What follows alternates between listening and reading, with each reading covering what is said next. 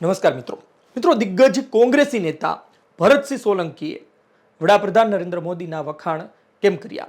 વાત એ છે કે શું ગુજરાતમાં કોંગ્રેસની ખૂબ જ ખરાબ હાલત છે અને તેની પાછળ જવાબદાર કોણ? વિસ્તારથી વાત કરું. ગુજરાતમાં કોંગ્રેસ હાલ ખૂબ ઓછા એમએલએ ધરાવે છે. એક સમયે 77 હતા, ત્યારબાદ 17 આવી પહોંચ્યા અને તેમાં પણ વંડી ટપીને ઘણા ચાલ્યા ગયા. અને આ વચ્ચે ભરતસિંહ સોલંકીએ કોંગ્રેસને લઈ વડાપ્રધાન નરેન્દ્ર મોદીને લઈ પોતાના જન્મદિવસમાં વાત કરી છે. આમ તો શક્તિ પ્રદર્શન હતું, આમ તો એમનો જન્મદિવસ એ આયોજન કરે, એક સભા કરે, એમના કાર્યકર્તાઓને બોલાવે એટલે રાજકીય થઈ જતો હોય છે. પરંતુ ભરતસિંહે પોતાની વાતમાં વડાપ્રધાન નરેન્દ્ર મોદીની વાત કરી, કહ્યું કે તે બોલે છે સાચું પડે છે. એમણે 15 વર્ષ સુધી કોંગ્રેસને નહીં આવવા દેવાની વાત કરી, સાચી પડી. તેમણે માધવસિંહ સોલંકીના રેકોર્ડ તોડવાની વાત કરી, સાચી પડી. તમે પહેલા સાંભળો કે ભરતસિંહ સોલંકીએ શું વાત કરી હતી, ત્યારબાદ આપણે વધુ વાત કરીએ. વિધાનસભામાં હતો અને અમરસિંહભાઈ નેતા હતા, હું ડેપ્યુટી લીડર હતો. આ આજના વડાપ્રધાન જગદીશભાઈ ભાષણ ઉભા કરીને કહેતા હતા, હું કોંગ્રેસને મારે જ્યાં લઈ જવું છે ત્યાં લઈ જવું છું. બધી વાત. આ વાત એટલા સ્ટ્રેટેજિક કહું છું કે રાજકારણ બુદ્ધિનો વિષય છે, ગણિતનો વિષય છે. ગમાણનો વિષય નથી, તાકાત ને શક્તિનો વિષય છે. અને એમણે એમ કીધું, હવે 15 વર્ષ સુધી તમારી કોંગ્રેસને નહીં આવવા દો. વાત તો સાચી પડી. એમણે કીધું માધવસિંહ સોલંકીનો રેકોર્ડ તોડી નાખીશું. એમણે વાત સાચી પડી. અત્યારે એમ કે છે કે 15 અમિત શાહ એવું કહે છે કે 15 વર્ષ સુધી આ દેશમાં ભાજપ જ આવશે નહીં. એટલે 15 વર્ષ આપણે રાહ જોઈ શકીશું? અને એમણે તો પ્રૂવ કરેલા દાખલા છે. હવે તો શક્તિ એમની, ધન એમની પાસે, માણસો ખરીદ એમની પાસે, જૂઠું બોલવાની શક્તિ એમની પાસે, બીજી બધી શક્તિ એમની પાસે. તો આપણી પાસે કઈ શક્તિ? તો બુદ્ધિ અને જનશક્તિ.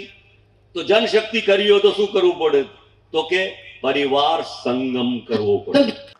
આપણે સાંભળ્યું કે ભરતસિંહ સોલંકીએ શું વાત કરી. ભરતસિંહ સોલંકી આજની તારીખે પણ ભારતીય જનતા પાર્ટીના શીર્ષ નેતૃત્વની વાત કરવી પડે છે. તેઓ કેટલા સાચા હતા તેની વાત કરવી પડે છે. પરંતુ એ વાત કેમ નથી કરવામાં આવતી કે ગુજરાત કોંગ્રેસમાં જે તે પ્રદેશ પ્રમુખના કાર્યકાળ દરમિયાન કેટલા નેતાઓએ કોંગ્રેસ છોડી? એ પછી ભરતસિંહ સોલંકી હોય તો પણ ભલે, અન્ય પ્રદેશ પ્રમુખ હોય તો પણ ભલે. એક વખત તમે કાર્યકાળ જુઓ. ભરતસિંહ સોલ અન્ય પ્રદેશ પ્રમુખના કાર્યકાળમાં કેટલા ગયેલા તેનું પણ લિસ્ટ સામે આવેલું છે. પરંતુ ભરતસિંહ સોલંકીના કાર્યકાળમાં પણ જે નેતાઓ છોડીને ગયા તે ભારતીય જનતા પાર્ટીમાં જઈને મંત્રી બન્યા છે. વાત એ છે કે ધીમે ધીમે કોંગ્રેસ તૂટી, ધીમે ધીમે કોંગ્રેસને ખતમ કરવામાં આવી. અને આમાં ગુજરાત કોંગ્રેસના જે દિગ્ગજ નેતાઓ છે, આજે ભારતીય જનતા પાર્ટીમાં મંત્રી બનીને બેઠેલા છે, તેનું પણ પાપ છે, તેનો હાથ પણ જવાબદાર છે.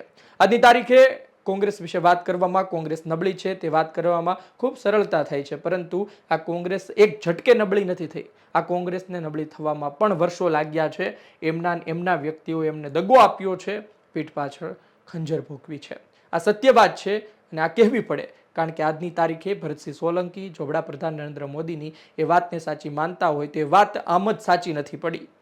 વંડી ટપીને જે નેતાઓ આવ્યા છે એમના કારણે આજે કોંગ્રેસ ખોખલી થઈ છે. અને સવાલ એ થાય કે એમને વંડી ટપવાની નોબત કેમ આવી?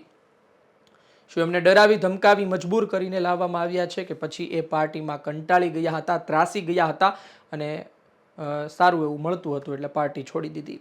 ખેર, નેતાઓ પોતાની નીતિથી ઓળખાતા હોય છે, નેતાઓ પોતાના વ્યક્તિત્વથી ઓળખાતા હોય છે. અને જે નેતાઓએ વંડી ટપી એમને આલોચના પણ સહન કરવી પડી છે, એમની નિંદા પણ ખૂબ થઈ છે, આજની તારીખે પણ થતી રહી છે. એમનો કાર્યકાળ યાદ કરવામાં આવે ત્યારે વંડી ટપ્યા, પક્ષપલટો કર્યો, એ વાત પણ કહેવામાં આવતી હોય છે. જે આજે વધ્યા છે, જે કોંગ્રેસમાં છે, તેની આ બાબતને લઈ, ઈમાનદારીને લઈ, વફાદારીને લઈને તેની તારીફ કરવામાં આવે છે. બાકી આવનાર દિવસોમાં જોઈએ શું થાય છે. તેમણે ત્યાં સુધી કીધું કે અમિત શાહ હજુ કહે છે કે હજુ 15 વર્ષ, તો હવે શું આપણે રાહ જોઈ શકીશું? એ કોંગ્રેસના નેતા અને કાર્યકર્તાઓને મંથન કરવાની વાત છે કે હજુ આવનારા કેટલો વર્ષો સુધી. અને અંદર જે પણ જૂથબંધી હોય, અંદર કંઈ પણ હોય, એક તરફ મૂકી સાથે મળી. કારણ કે અત્યારે આજની તારીખે અમે તમને અમિત ચાવડાનું પણ લિસ્ટ આપી શકીએ કે અમિત ચાવડાના કાર્યકાળ દરમિયાન કેટલા લોકોએ કોંગ્રેસ છોડી. એ પણ મોટું લિસ્ટ છે અને એમાં પણ મોટા નામ છે. પણ ખેર, એ કાર્યક્રમમાં અમિત ચાવડા હતા નહીં એટલે વાત નથી કરી. વાત એ છે કે તમામે એક થઈને કામ કરવું પડશે. જે આક્રોશ યાત્રા નીકળી અને જે જબરદસ્ત કોંગ્રેસના નેતાઓ કામ કરી રહ્યા છે અને મેવાણીએ જે નાભી પર તીર માર્યું અને દારૂની વાત કરી એ બાદ કોંગ્રેસ ગામડામાં હોય શહેરોમાં હોય ખૂબ ચર્ચામાં આવી છે અને સ્થાનિક સ્વરાજ્યની ચૂંટણીમાં આ પહેલો ઘણનો ઘા ગણી શકાય. પરંતુ આ નેતાઓએ અન્ય નેતાઓએ પણ તેની જેમ કામ કરવું પડશે, રોડ પર રહેવું પડશે, લોકો વચ્ચે રહેવું પડશે અને ત્યારબાદ તમે વાત કરો, એક વખત પૂરી મહેનત કરી લો. આપનું શું કહેવું છે કોમેન્ટ બોક્સમાં જરૂરથી જણાવજો. આ વિડીયો માહિતી પસંદ આવી હોય લાઈક કરજો, શેર કરજો. ધન્યવાદ.